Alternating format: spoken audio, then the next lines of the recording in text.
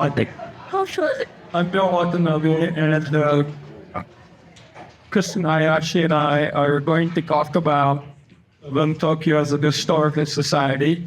And then after us, we'll have Kwok and Eugene talk about the Chinatown Historical Society in Los Angeles.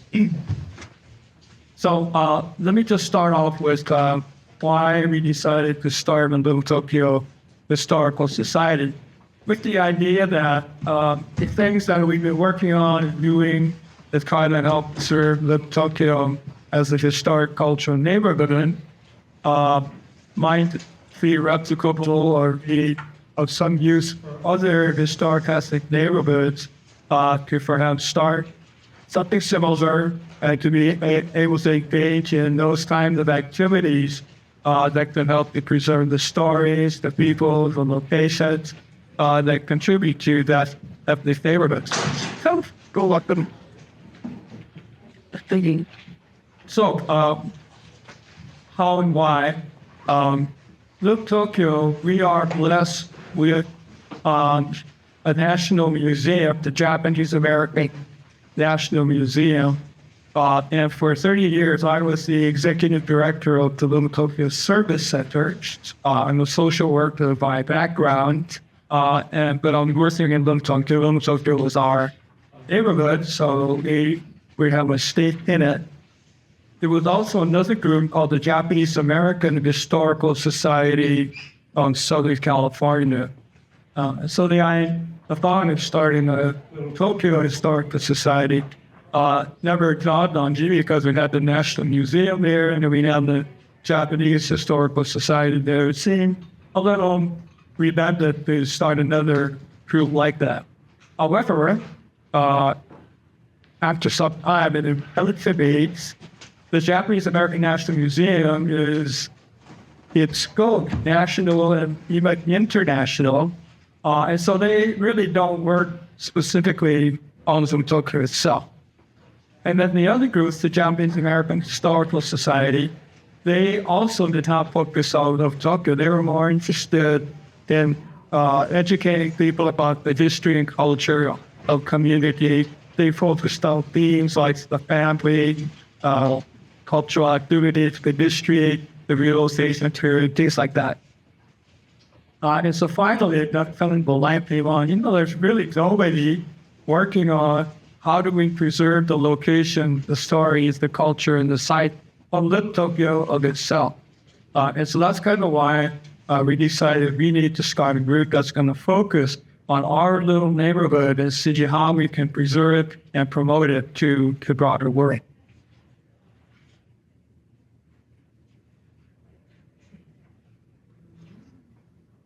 We choreographed this yesterday, so shuffling this 5 minutes ago, actually not doing so. That's great. So we're just going to talk about some of our activities, just to give you some, some suggestions on what might be something that you can sort of do in your own communities. And I just wanted to start out by saying that the Little Tokyo Historical Society is an all-volunteer, run organization. I'm always so impressed with all the different types of initiatives and projects that this group is able to carry out. So I think when you think of preservation of place, oftentimes historic cultural monuments or landmarks is probably something that comes to mind. And that's something that the Little Tokyo Historical Society has been involved in, and also I think has gained a lot of I think people sort of look to us as a resource for at least preserving Japanese American places or places that represent the Japanese American experience. So this is just a list here of City of LA historic cultural monuments that outwardly I think connect to the Japanese American experience. So there are 11 that we consider related, and the Little Tokyo Historical Society has taken the lead. We were the nominators for 3 of those 11 sites. And just to make a note about, disparity, the City of LA has designated over 1,200 sites, and get only 11 represent the Japanese American experience, despite the fact that Japanese immigrants have been really shaping the landscape since the 1880s. But the Aoyama tree which was the former Koyatsan Buddhist temple building, was the first one that the Little Tokyo Historical Society nominated. And then more recently, we nominated the former Japanese hospital, which actually is outside of Little Tokyo. It's in the neighboring neighborhood of Well Heights, which also had a full Japanese American population. And then the Sakai Kozawa residence / Tokyo Forest and Pole Sign, also outside Little Tokyo. But this is in Silver Lake neighborhood. And again, I think, we got involved because we're sort of like becoming now this like resource. So people come to us when there's a site that needs some advocacy. And there are people in this room who could talk so much more about Safe Eugene. You'll hear more throughout the forum, but we'll just talk about this in the context of, what happens when, you want to honor a historical figure, pillar of our community, when there isn't necessarily a building, an extant building that you can attach that story to. Or, Bill has talked about how, JANM, the Japanese American National Museum, has material culture that represents Saint Eugene, who was a civil rights leader, who helped to overturn the alien land law, and also started the Kashima Nichi, which was a local Japanese newspaper. And yet, even though, JANM has his material culture, his story isn't very well known. Like, so Little Tokyo Historical Society has made an effort to really make him more well known. And so we've done that in a variety of ways. One is to create this monument or landmark or his naming site to St. Eugene. That's the lantern that you see. This is in the Japanese village Plaza, which is, one of the, shopping under shopping malls in Tokyo. And so we're hoping that, people will walk by and, they'll see lanterns and then get to know a little bit about St. Fuji by reading the natal that's on the lantern. And then also Jeffrey Chin, who is here, has walked in. And it's also, it was at this conference during this forum a number of years ago where he had a conversation with another conference attendee who happened to be a member of the Little Tokyo Historical Society, and they started talking about Safe Fuji, and this led to a film that Jeffrey created called The Little Tokyo Reporter, which is being screened tomorrow night here at the farm. And then he also has created, it's a biography, which we have here, like big concept fire. This illustrative biography, and we have some commercial materials, but all this just to help, I think people to understand just the contributions of this great civil rights leaders. And then public programs. The Little Tokyo Historical Society has hosted a variety of public programs. We don't have our own space, so we partnered with other institutions to host some of these programs. So in this particular case, Japanese Hospital, that was the site that we nominated as a historic cultural monument, turned 90 years old in 2019. And we thought it'd be really fitting to honor this milestone by having a birthday party. And so we partnered with a local religious institution of Royal Heights, very close to the hospital, and we held a birthday party. What was so amazing is that we had a number, the whole room was filled. And at this point in the program, you're asking, can you have a connection to the Japanese hospital? And you would see all the hands that went up, maybe exploring there, or had their tonsils removed out of the Japanese hospital. It was just such a meaningful program for the community. And so it really made that history relevant. We've also done programs on the Finale Club, which was a jazz club during World War II, shortly after. And so I think these topics are of real interest to the community and the kind of great impact.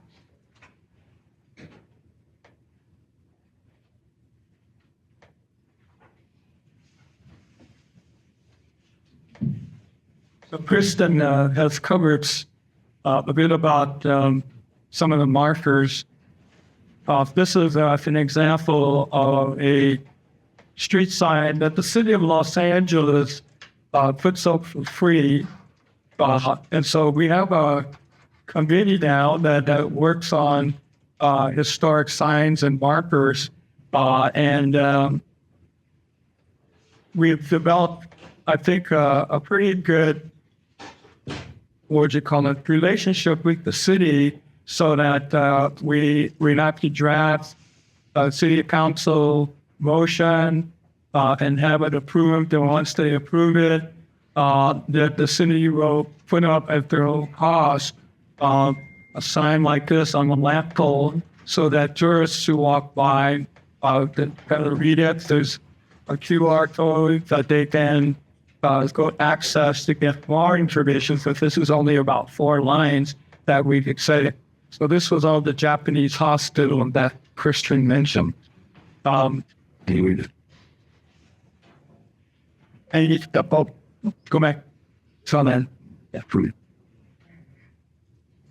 So the first slide on the left, we found out, and this is kind of the fun part of starting a historical society, because you get to kind of research when is what, where is it, or find out new information. And so on the left is a city marker that denotes the spot of a jazz club that played, it was in existence during World War II, when Little Tokyo became an African-American neighborhood. And so in March of 1946, 2 of the greatest jazz performers of all time, if you're a jazz fan, you'd recognize Charlie Parker and Miles Davis. Miles Davis was only 19 years old at the time, but they played together in this jazz club right there in Little Tokyo. So we put a marker up there. Hopefully a jazz fan will see them and say, wow, look at that. This building had the concert here. Toriumi Plaza is another sign we had put us, us pastor in Little Tokyo who chaired the redevelopment committee in Little Tokyo for many years. And on the far right, with the Japanese hospital that often. These are historic markers. The city puts up its own sign, but we can also put up our own markers and plaques and that kind of thing. And so on the left is the site where the very first Japanese business started in 1884 in Little Tokyo.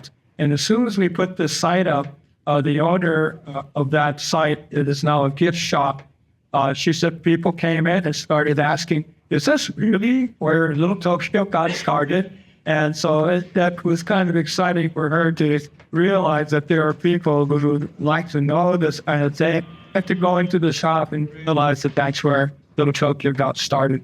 Another marker we put out is Toriumi Plaza, or Toriumi was very active in community. This is a public art. This is on the left. It is a relief of a photographer named Hayashi who had a studio in Little Tokyo. And the purple post is the front of I think it's about 200 unit market rate apartment complex. But I got to know this developer, and so I asked him, could we, it was a private road that he put in there, so can we name it after Toyo Miyazaki, and explain to him who he was? And he said, yeah, sure, well, we could name it after him. He was satisfied that Toyo Miyazaki was not a wild and crazy guy. He was a very prominent, well-known photographer. And so they put up this relief on one of the front walls of his apartment buildings. It cost about $12,000 to install it. I told him the Historical Society could pay for maybe half, maybe he could pay for half. As they go, no, we have enough money in our bosom, so they probably don't say. But, it's kind of fun to find out this stuff and get people to help you and work on these kinds of projects. This is the Little Tokyo short story writing contest. And so we thought, if we had a writing contest, people write their stories about Little Tokyo, short stories, 5,000 words or less. If people read it, even the people writing it, they'll get an appreciation for the neighborhood. And so for the last 10 years now, we've been doing it every year. We call it Imagine Little Tokyo. And so we now have 3 award categories. It's adult writings and 5,000 words fiction. Youth, which is 18 and under, can submit, and also in Japanese. And so the winner gets $500 as a prize. And I would say every year we get about 100 stories submitted. And so it's fun to read these stories. Some are very good. Some are not very good, but many are sort of in between. But, pick it out. And indeed, like a 16-year-old writing about Little Tokyo, and they're not Japanese. These people are not Japanese Americans. It's amazing to see that the way they look, reading how they feel about it. One of our first youth winners, she was a young Cambodian girl. I think she was only like 15, 16. And I remember one of our comedians said, well, how do we know she wrote this? It was very good. It was probably better than the adult story. And so she came to the award ceremony, and she brought her dad, and her dad was wearing these coveralls. He was a utility worker, and he had just come off work. He drove his daughter in Mexican, and he doesn't speak English. She's Cambodian. And obviously, he didn't help her that so, and she gave a very eloquent speech about, I don't know what she's doing now, but, I think for someone like her, she wrote about a senior citizen sitting on a bench by himself and how he might see Little Tokyo and how she could interact. So things like that, it's very creative, and so people are getting hooked on to what Little Tokyo might look like in a fictional way. So walking tour. We started out a few years ago. We might have done like one walking tour and not that the most, talking about the history of Little Tokyo. But I think we are probably averaging 2 or 3 a month now. It's all on request. People just come up and say, like in our church, can our school group get a walking tour? And it's about 60 to 90 minutes for each walking tourist. So we do one on the history of Little Tokyo. We do another one on the history of Japanese food in Tokyo. There are a lot of foodies out there. So anyway, and then a third one, we do talk about the ghosts of Little Tokyo. When we first came up with the idea of a ghost tour of Little Tokyo, I just kind of thought, I think anybody would want to do it. So when they posted who's interested in taking a walking tour of the ghosts of Little Tokyo, we have 1,000 people. So I thought, my cousin, because we have to do this. Just there's a nicer. Okay, so those are some of the things that our historical society has been doing. Trying to let people know about Little Tokyo and engage, interest, but also have fun.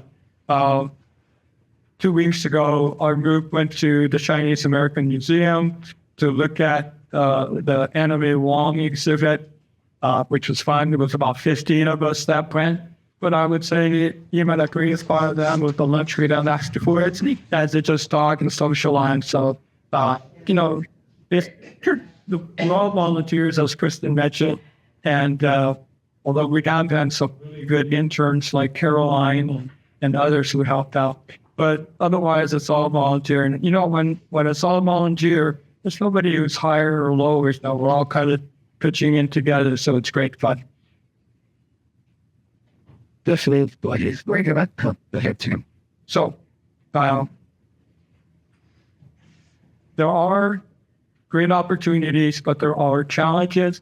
I'm not saying this is easy to do, but it is certainly worthwhile to do. There are space costs. You don't have to have a space.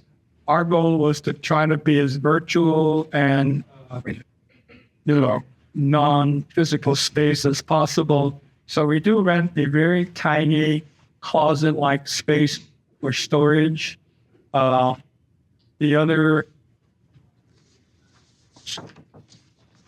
There is Kristen. So we have one here about an archival collection. The World Historical Society put out one of those Arcadia Press books on Tokyo.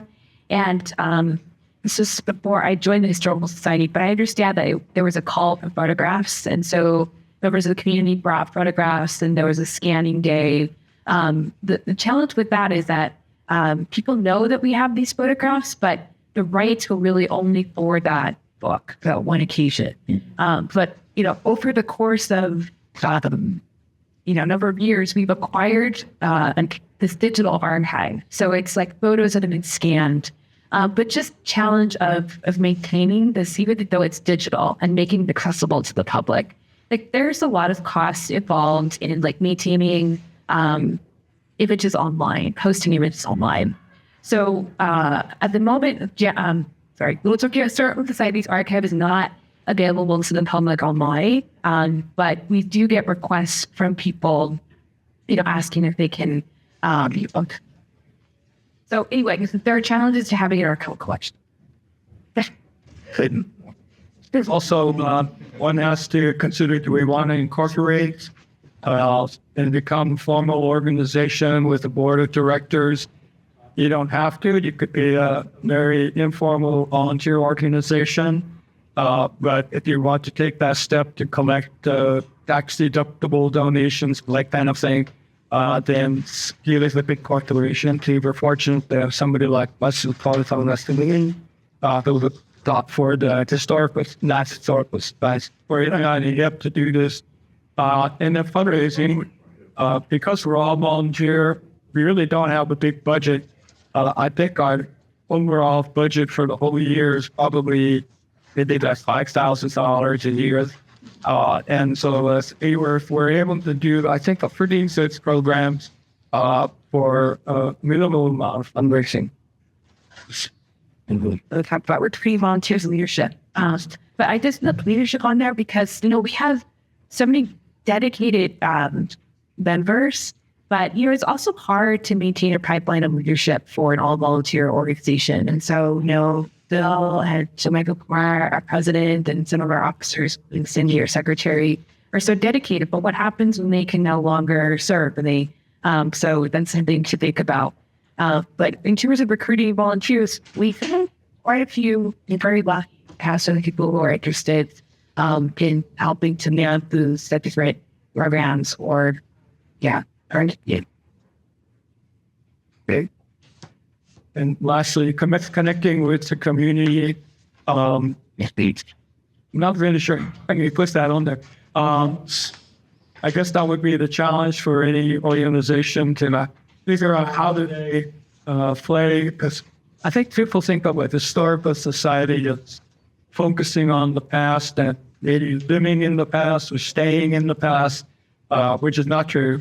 We want to preserve the past and always guide the future. And so connecting with the future is finding that role of letting people know it's an important role. And lastly, I'd like to finish with kind of a serendipitous story. If it's okay. Yeah.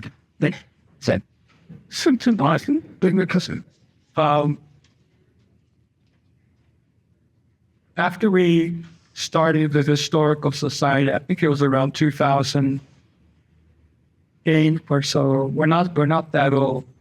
The very first APIAHiP conference was in San Francisco.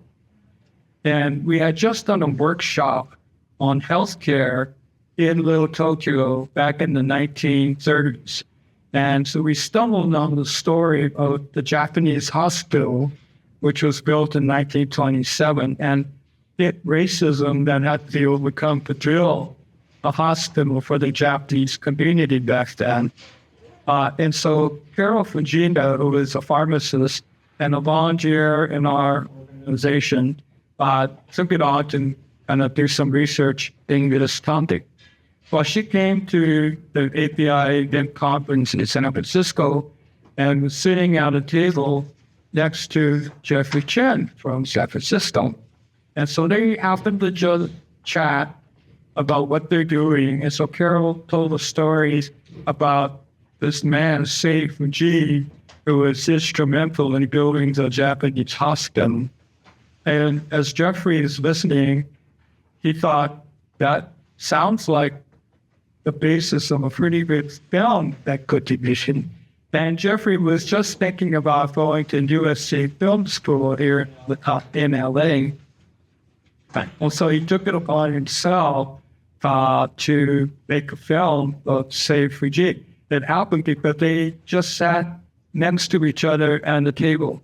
So he did not only made the video, he and of course many others, the booklet, working on a graphic novel, is currently working on a feature-length film of Eugene. So all of that started with this challenge meeting that they came together. So I think you never know what this happens. You never know how things could evolve. You just have to be willing to be there and move it all. Anyway, good luck to all of you. I hope you think about it. If you don't have a historical site in your own neighborhood, that you give it a shot because it's not only worthwhile, it's a lot of fun. Good luck. That's it.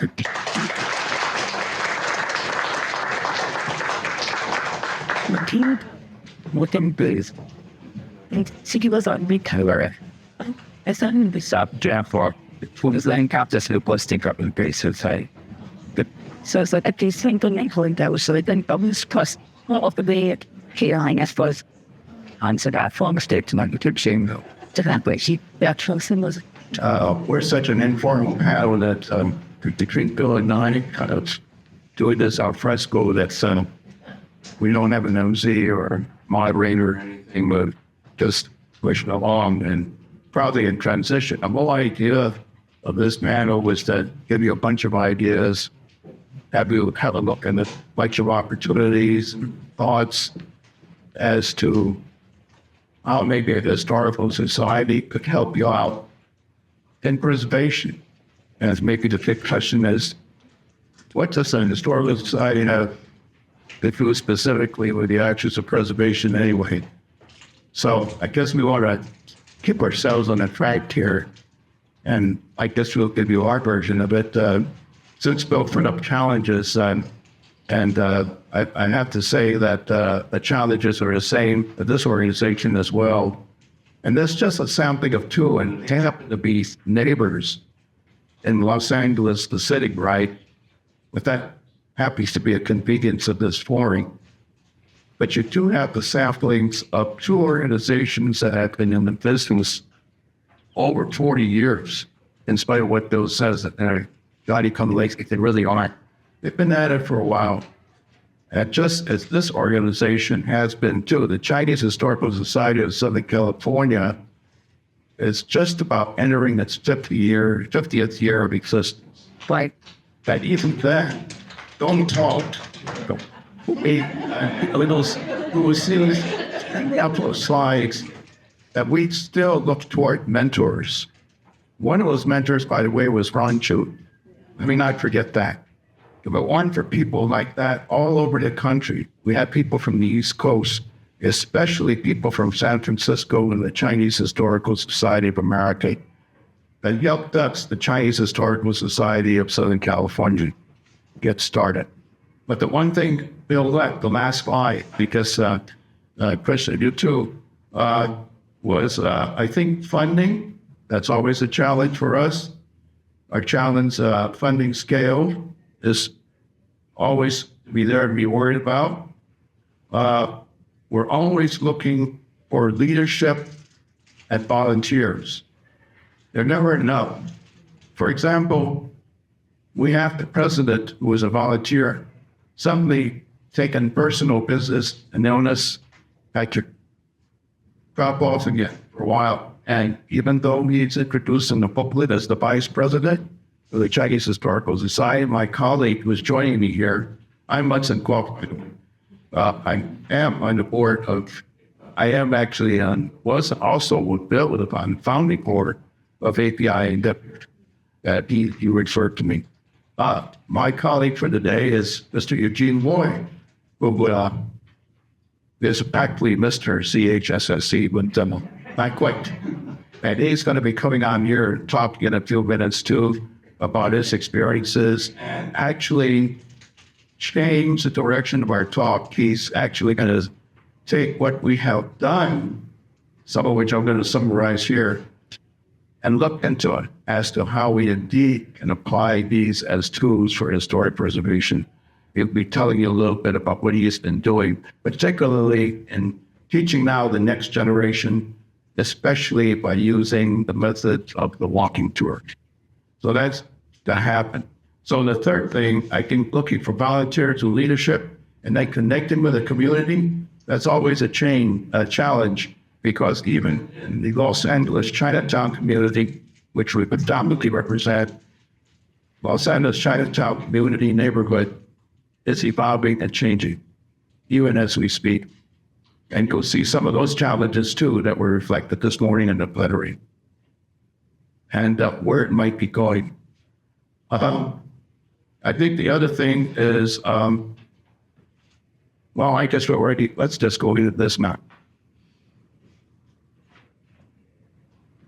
So what I've tried to do is kind of transition this without thinking of how a transition would go to me. Okay, first slide again.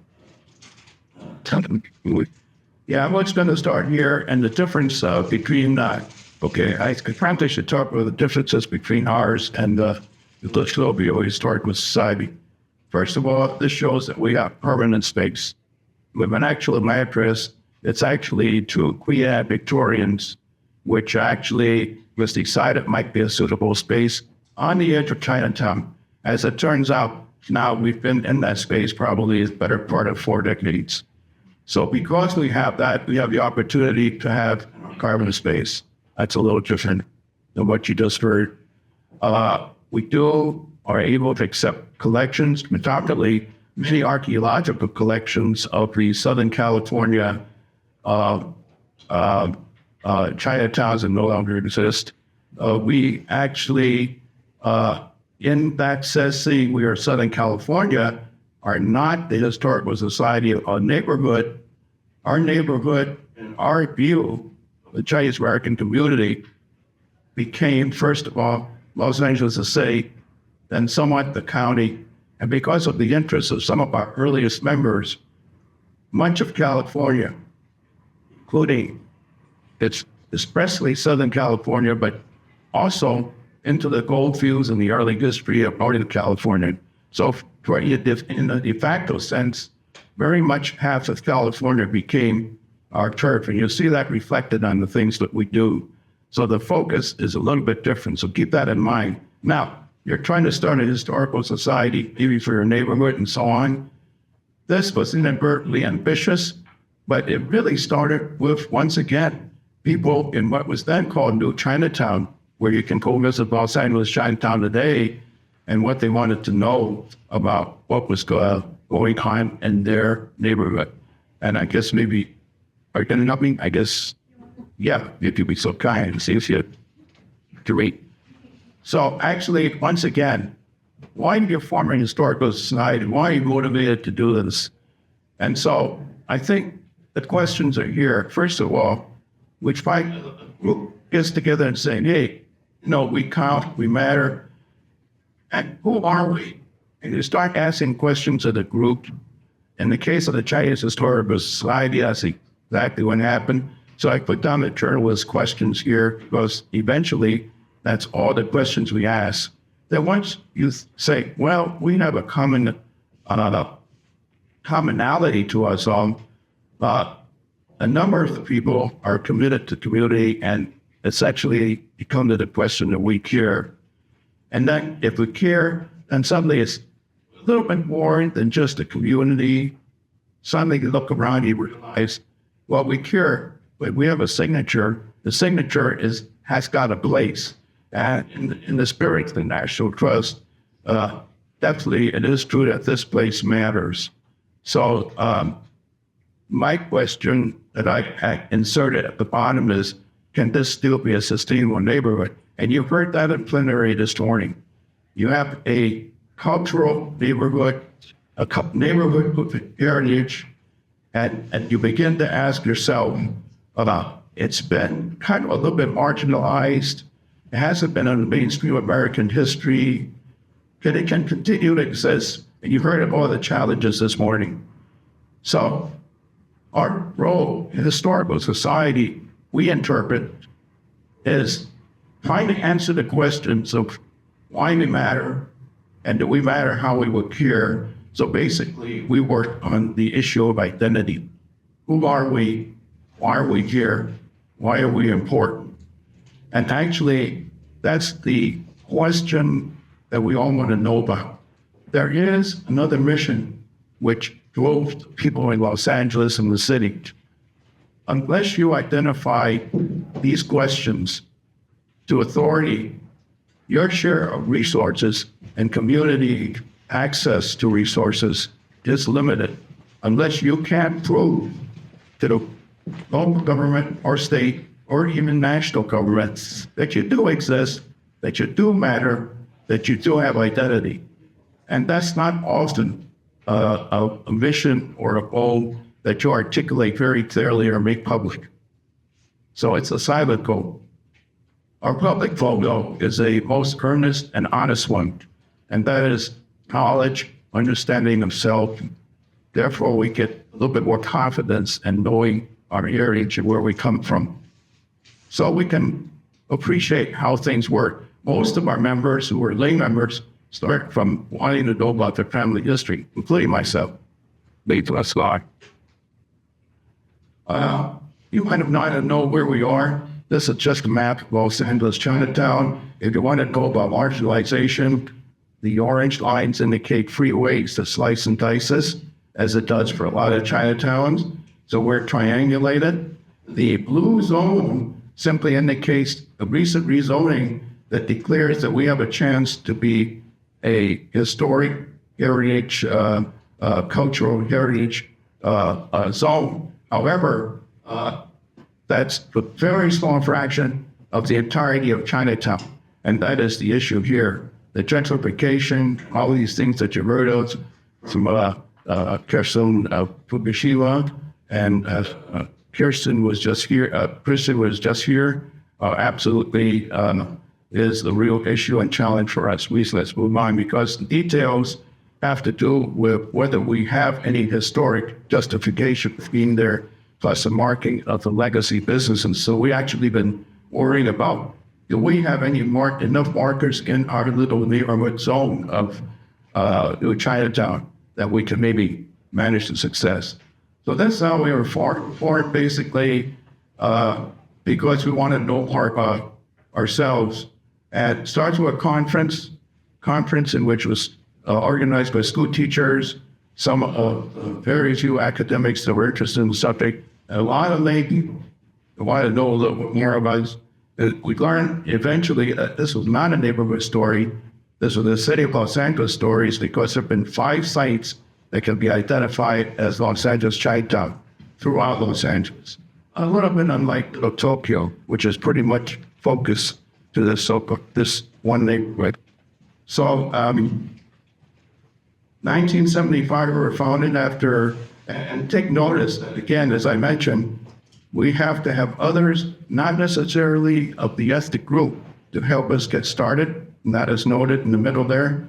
And take notice that our chief founders, 2 of them were Caucasian, one an expert from the Los Angeles County Natural History Museum, another a knowledgeable historical expert, and then the Reverend Paul Louis, who had the sense of organization to know how we should get started. That's what that just gives you a sense that how do you start? You never know who your leaders are, but you will have some, and you will be motivated. First, an informal conference, and then somehow the sense of organization. So one of the things that are major that we do, first thing is get the story. And once you have captured enough of the story, tell the story and retell the story so that your audience begins to feel a little bit of participation, involvement, and interest. And try to build the interest. The interest will be there, but you want to build it much, much greater. So you tell the story, and that's the Historical Society starts with its 1 month, its monthly meetings. Now, after the pandemic, those monthly meetings are largely Zoom. Once a year, maybe a large dinner with a speaker, that sort of thing. Very early in the game, going on other tours. The society used to take tours throughout all of California. Then actually eventually creating the tours. A number of ways, therefore, of sharing the history, as it's said here. But once you start to share the history, you begin to realize, oh man, one of the things we've got to do is learn more about history. And so that's when the research element began. One of the chief elements was through the guidance of work we had done with the UCLA wanted us to do and guided us into doing. Also, Cal State Fullerton at that time was prominent. It came into oral history program. So my message to those who want to start a historical society is get the story. Don't wait for today. Turn on that cell phone, turn on that tape recorder, and capture it, because you never know when the opportunity will be lost. I think that's the hardest story. And then I think actions that are taken, I think you've heard from Little Tokyo with some of those armed. We can denote it here, the key of the parent, and it seems to be making the markers. And the thing that we were different about is getting a location. But that was just the desire of the particular people in that membership. You don't have to get the location, but the important thing is getting the story and then telling it back again and again. Let's go on. So here are some of the things we have in our collection. And I think because we tell the story, we've collected the information. It leads to a publication program, which is very rich. I think you hear more from Eugene. Here's a listing of the publications to date. Let's move on. And then, even though it was not intended as our targeted effort, I was amazed because it has been almost 50 years that we have gone through this number of marker activities in support of or leading the creation of recognition throughout. As it turns out for ourselves, you take a look at the list throughout California, and maybe less so in our neighborhood like we really should have been doing. But we have at least 2 or 3 historic cultural monuments that we have taken the lead to try to create. Let's move on from this time. Remarkably and unusual, and it's not something that any historical society may want to do, but maybe sometimes you accidentally fall into it when you have an invitation, is we did partner with the city of Los Angeles and in fact created another city department, if you wish. The Chinese Historical Society of Southern California unashamedly actually created, together with the city of Los Angeles, the Chinese American Museum. And actually, for the first 3 years of that creation, ran the museum in a partnership as the community partner for the city of Los Angeles. Long story short, that's a very hard thing to do, to run a museum and historical society. So it was agreeable that you have to create that project. So we're very proud of that. I think that's part of the heritage. So the spin-off aspects that you can get when you create a historical society, I think is a good message. And you heard something about spin-offs this morning, when you can create the appropriate kind of entity and body and activity. This is a summary on this slide of some of the key research efforts that the society is still driven in order to create much more information and create more ability with this information to tell the story even more richly and more in depth. More importantly, I just noted that World War II veterans projects have motivated when we read more stories about the veterans. Current important project partner with UCLA is the 5 Chinatowns project, where, as I said, we've discovered that there are 5 major sites of the Los Angeles Chinatown through history. And what's the other one? The Chinese associations of what we call the anchors of community is now actually, again, one of these silent actions to try to establish the preservation of a neighborhood. If you have the anchors of your organizations that are cultural and they have heritage they've been there a long time. And by the way, they're property owners. Then you have justification to declare that your neighborhood is historic, cultural, and we must defend it. That's where the preservation aspect comes in. So this is what a historical society could do: build the ammunition for the information that you need to exercise your preservation activities, your lobbying, your advocacy, your screaming, as we heard this morning, or whatever you're going to do. I think at this time, I should reflect back to G. Boy. He is the master tour maker, and it's probably time that he, come on, let me flip through to the that could be the last one. This is the Christian Chimunk slide, or Los Angeles Chinatown has its globe, like which you've heard in arguments, the problems and the challenges of the neighborhood community in Los Angeles, which is historical, cultural significance, very much the same is occurring in Los Angeles Chinatown. I reflected afterward to some of our colleagues very possibly. After all, Los Angeles Chinatown too qualifies to be one of the endangered villain. Very much so.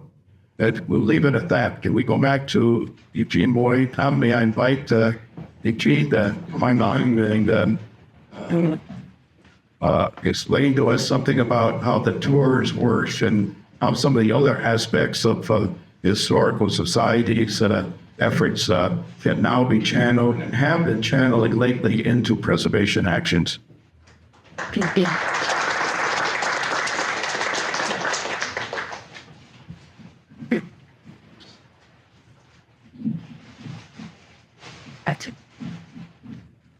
Thank you, Munson.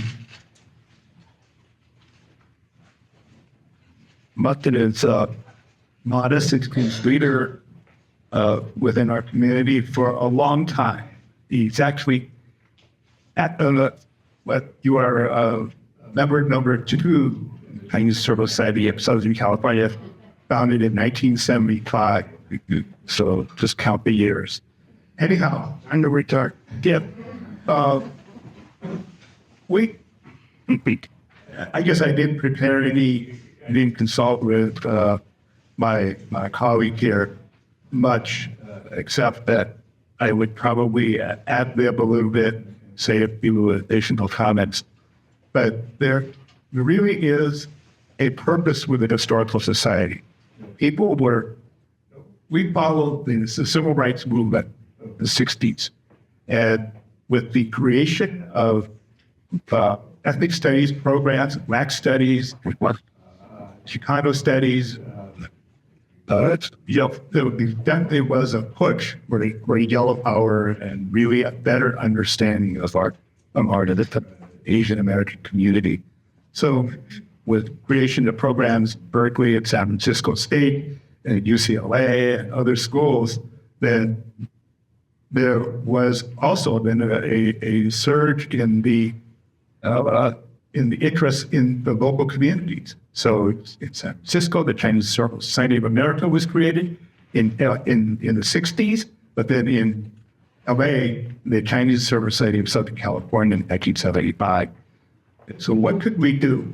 We had to first discover and learn about our area, because so much of that has been lost and it's been swept under the carpet or just completely ignored. What did we see on TV in the 50s? The Ozzie and Harry. We saw Hop Sing on Bonanza. We saw Lassie. So what was America all about? And I think one of our goals was to really, as a public history organization, really to bring out the real America that has been missing from the history books. So Munson identified a full list of publications that have been created through our historical society, whether it came out of recording oral histories or deep research into archives or or just recording incidents as they occur. A murder of Vincent Chin. All of these kinds of histories, these stories have to be told. We have a responsibility as a public history organization to get out there and get in. Maybe for some people, it's not their style, but for others, it's necessary in order to grab the people's attention, the attention of the people who matter. So in recent times, there has been discussion and even legislation passed that ethnic studies must be included in the curriculum for schools in order for students to graduate. And so we as a historical society got involved in meeting with educators to prepare sample curricula, or at least write to the state education director, to the superintendent of schools to ask or demand that material be included, at the very least, about railroads, about labor and other occupations. You heard earlier today that so much of our history, the Sikhs, for example, how much has really been known about the role of South Asians in the development of California and the rest of the nation. So what sometimes, when I tell people, I'm involved in historical site, oh yeah, they built the railroads, didn't they? Well, what's that mean? Who's they? And do you know? So all of this whole process of discovery and learning about its history, it has been a necessary one, so that we can really understand who has been a part of America, who's been building America. What's the motto at the Statue of Liberty? Give me your poor, your Pueblo basses, and so on. So we need to make clear to a larger population that there's a lot that's missing from our history. What is the perception of immigrants today? I'm sure some of you heard the comment just a couple of days ago. Oh, they eat dogs, they eat cats. Right? Or who's responsible for the kung fu?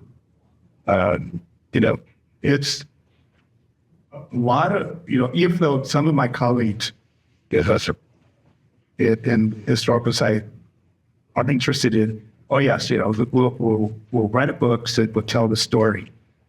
But a lot of it is still about race and the conflict that we have had over the, not decades, but hundreds of years. So Munson talked about the memorial on the 1871 Chinese massacre, 18 Chinese murdered. Of course, Chinese have not been the only victims of mass incidents like this, whether black or Puerto Rican or any other race. But as I mentioned, what was that comment about they eat dogs and they eat cats? What is that? It's really a commentary about us and them, the othering of Americans. And we are Americans. Munson will tell you the story of his family crossing the Pacific more than 150 years ago, approximately. My grandfather in the Montana territory, running laundries, and then having an office here in Seattle, actually at the end of this block. When later on,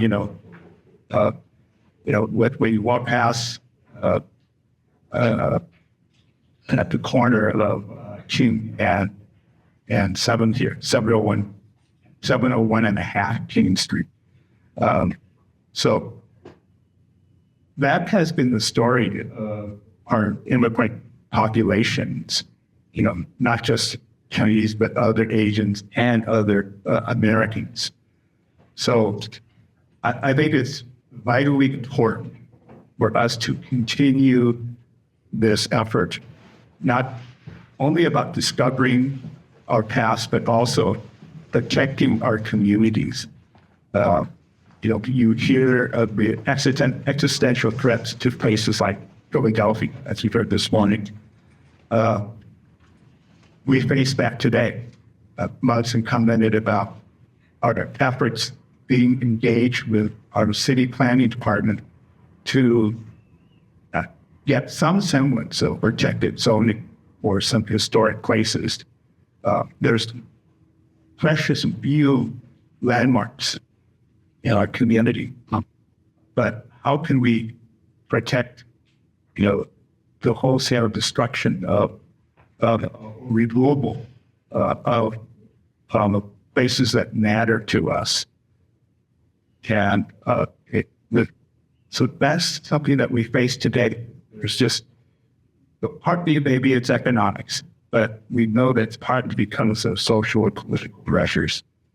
So we need to do our best to use our tools that we have available to educate, but also then to work with other people. That was another message I think we heard earlier today. Network, collaborate, work with people. And that's one of the things that we're doing. Our walking tour programs, oh yes, people come looking for interesting things from knowledge. I'll lengthen that time, by the way. Data's off 1 more minute, almost where you get do some projects. So we try to, what's good is that we expose the larger community to our community. We share what's important, what people have experienced. How many of us have experienced prejudice and racist incidents? Did I don't know whether you had eggs thrown at your house, or threatening phone calls, or you had garbage on your lawn, or I got spat at, walking to school as a 10-year-old kid. Those kinds of things stick in your mind, and you feel a strong need for seeing justice, not revenge. I just want to see a just and fair society. So that's what really keeps many of us going today, is that we want to see our communities survive. We want to survive these existential threats, and we want to have our younger generation feel proud and help carry the ball in helping understand what America is about. Let me close 1 second. And so,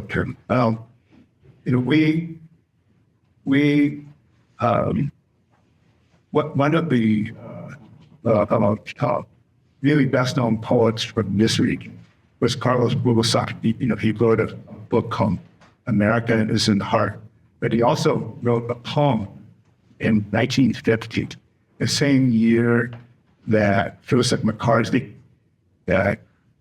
publicly complained about the hundreds of communists in the State Department. And that began the era of anti-Asian and anti-Chinese attitudes. That Carlos Bulosan wrote, I want the white American version. Basically, call up the yearning to be accepted as fully American. So I think that's one reason why we, as an historical society, we as community must continue to network so that we can have our share of the American earth. Boy.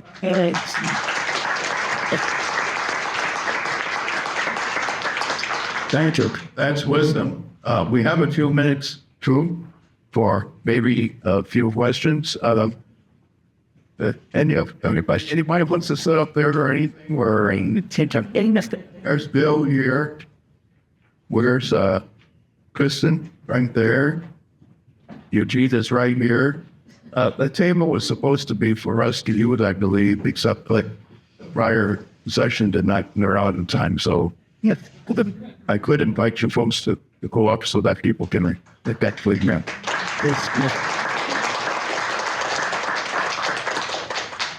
Good stay here. For the moment that, if mine's over there, right? Isn't there? But did we pick it up?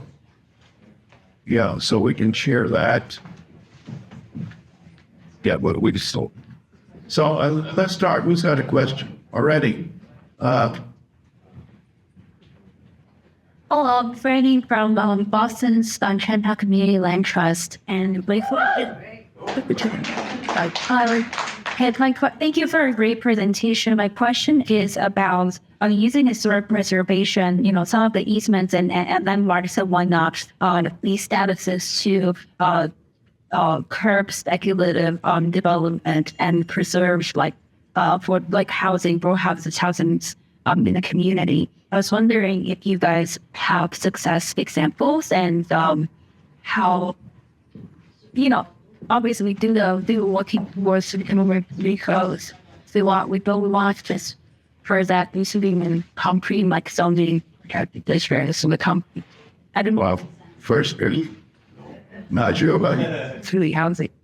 Well, it's talking actually about our success in trying to get easements or special zonings, actually, for example, from our city.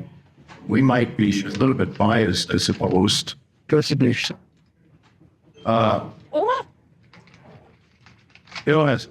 question was affordable housing and its impact on historic preservation?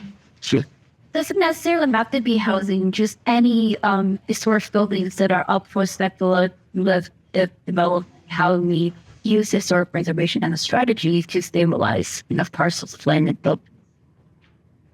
As a historical society, it's, I would have to say, are not strong on advocacy and issues. However, we do partner with another nonprofit, which I used to be executive director. And so they have done a number of community economic development projects in Tokyo that overlaps with historic properties, historic sites. And I think because it is a nonprofit, community-based organization, the idea of not tearing something down as a first thought and just making money or just about providing housing, but with the idea that we are in a historic ethnic neighborhood, how do we try to combine the two so then it works out? Provide housing or provide a new project, and at the same time recognize the historic resources that neighborhood provides. So the nonprofit, I think, approach to that kind of work is the best way rather than a for-profit project that doesn't really care. It's by Eugene, I think. So it's what Bell's nonprofit has been very active in the community, and so has been involved with building new affordable housing. There has been housing preserved above the Far East Cafe. So that was a great rehab project. You can say have two levels of low-income housing. So that was the affordability covenants were created. So they imposed as a result of the funding that's involved. I myself am involved with the LA Chinatown Community Land Trust.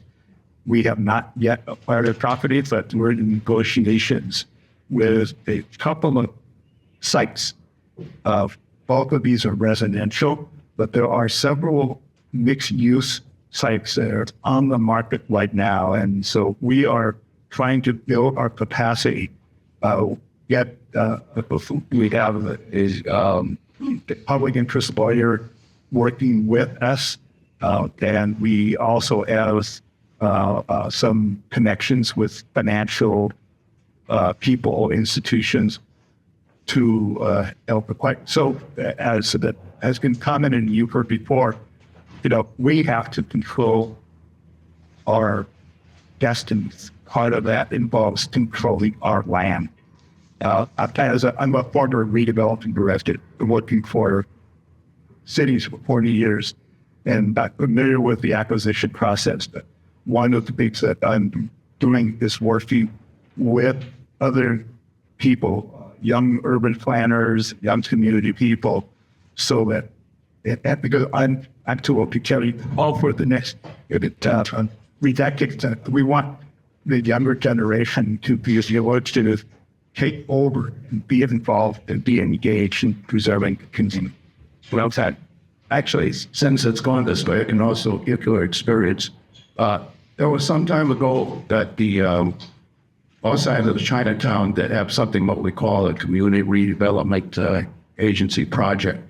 And when you have government, local or state, stepping in to help guide your development policy, you can have a lot more success.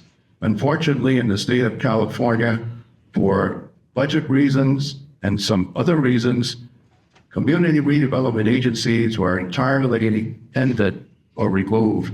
And since that period, Los Angeles Chinatown has been unseen.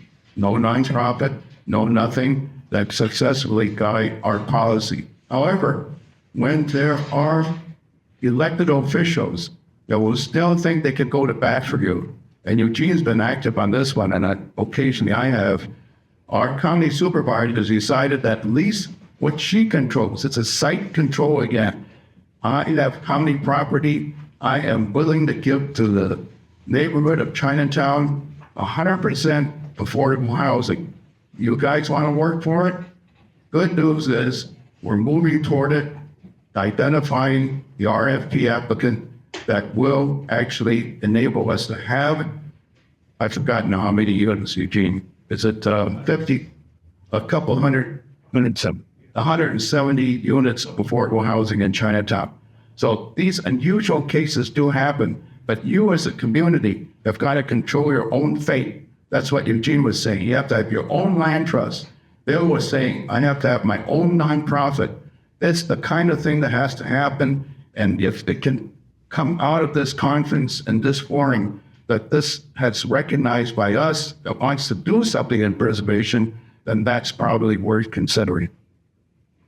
Yes, you want further comment? Yes, just one quick comment. That'll be it. Love to discuss with the rest of the folks after the session as well. We know that the biggest threat to tenant displacement is speculation and upzoning, right? Exactly. I'd love for the historic tax credits and easements and landmark designation, like all of these tools, we'd love for there to be a pipeline that us community land trusts and CDCs can tap into when it comes to right, when the landlord wants to sell and it becomes swoop in and say, hey, downzone this area, stabilize the FAR, we identify it, now bring it to them price that developers, like cash buyers can pay for, but that requires help, like policy help and support from the historic society. We done. If that makes sense. Hey, well, I think you have just started an open major topic issue for us to be starting to walk down that road in the future. And much appreciated because I really strongly passionate and understanding what you're trying to get at. Really appreciate it. Any last word, final words on that aspect? Kristen? I think for me. We've been going over time, but sorry, it's tangential to your question maybe, but I was just speaking about using preservation as a tool to sort of save so Rosalind and Kathy Gudis and I, on behalf of Tokyo Historical Society, we nominated that Tokyo Florist, Sakai, Ozawa residents, and Pulse on each property because we were trying to use historic preservation to get it landmarked so that there was some sort of review when the ownership changed. And we didn't want the history of this family's florist business to be erased. And so, we got the question, And then soon after that, once it got the HCM designation, the ownership changed. And I think because it had that designation, it was attracting like certain hopefully buyers, developers. We hoped. The interesting thing is that, the property had, the house that they lived in and turned into their business was notable for its architecture and the architect. We were more interested in what the family created that showed the markings of this florist business. The problem was that the structures that they built that we were so interested in weren't permanent. And so we feared that they were going to destroy those, just leave this beautiful house. And so I think that we used, sort of like the tools, the Home Cultural Heritage Commission, they actually created this special advisory group to just sort of keep tabs on what the developer was trying to do with the property. It's still an ongoing issue. Some of those structures were demolished, but we're trying to, are demolished. And this is good for everyone to say, but we're really just trying to push them so that they can do something creatively so that we can ensure that history remains there at the site. So anyway, it's just it. Well, I think probably that was a very good way to end it up. Please thank the speakers one more time. Thank you. Have a great time. Sad distance.